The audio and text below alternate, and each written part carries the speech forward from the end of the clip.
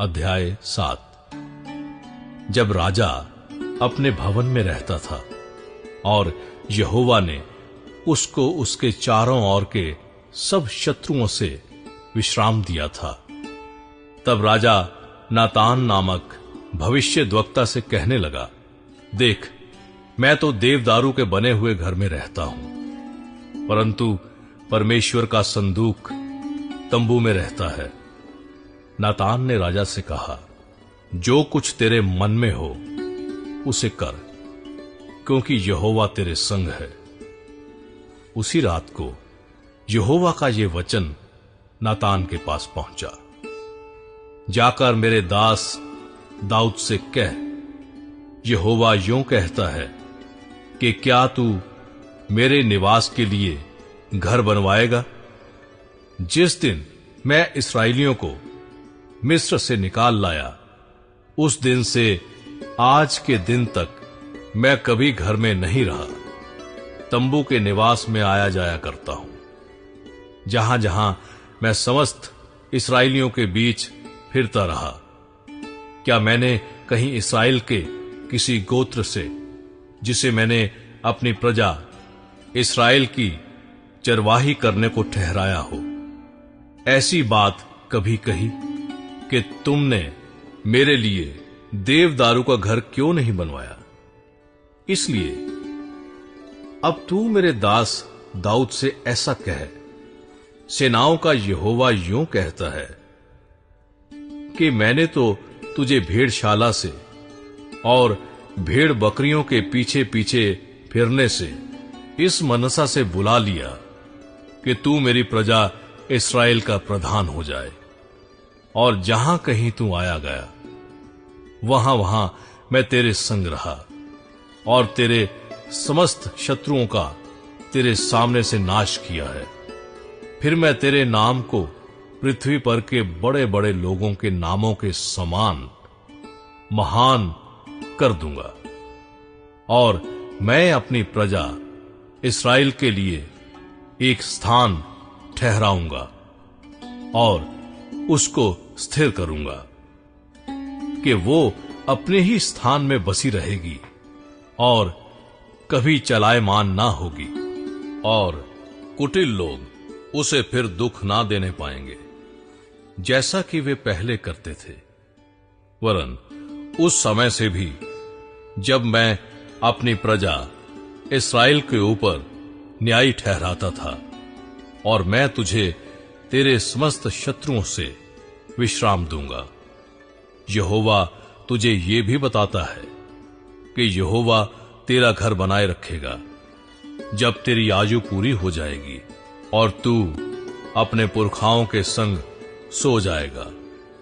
तब मैं तेरे निज वंश को तेरे पीछे खड़ा करके उसके राज्य को स्थिर करूंगा।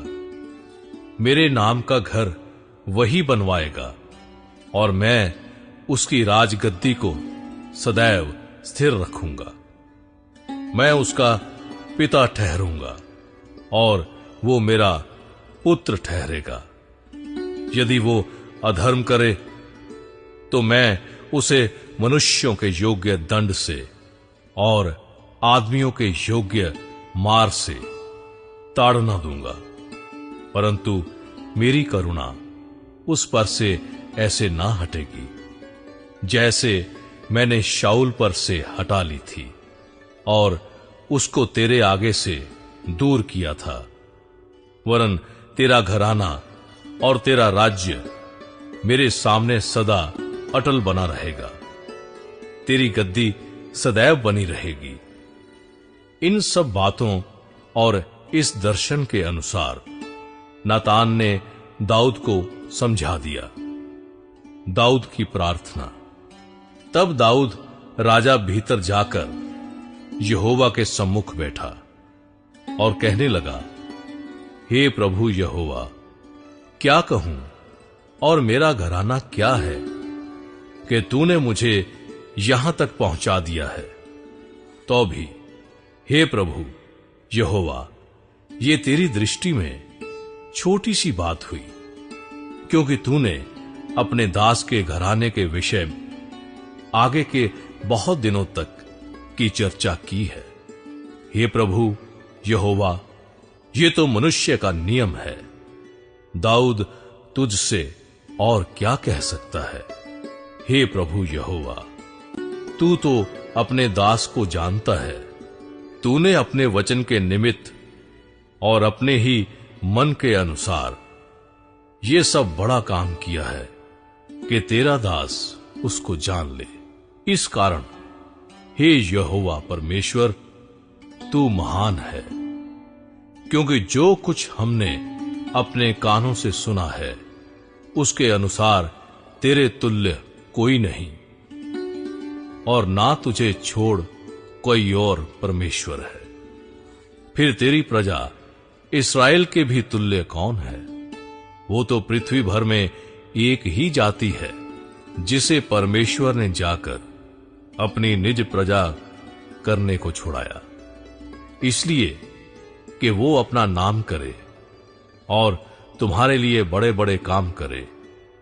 और तू अपनी प्रजा के सामने, जिसे तूने मिस्री आदि जाति जाति के लोगों और उनके देवताओं से छुड़ा लिया, अपने देश के लिए भयानक काम करे।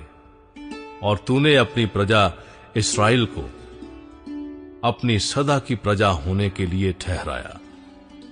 और हे यहोवा, तू आप उनका परमेश्वर है। अब हे यहोवा परमेश्वर, तूने जो वचन अपने दास के और अपने घराने के विषय दिया है उसे सदा के लिए स्थिर कर, और अपने कहने के अनुसार ही कर। और ये कर कि लोग तेरे नाम की महिमा सदा किया करें कि सेनाओं का यहोवा इस्राएल के ऊपर परमेश्वर है।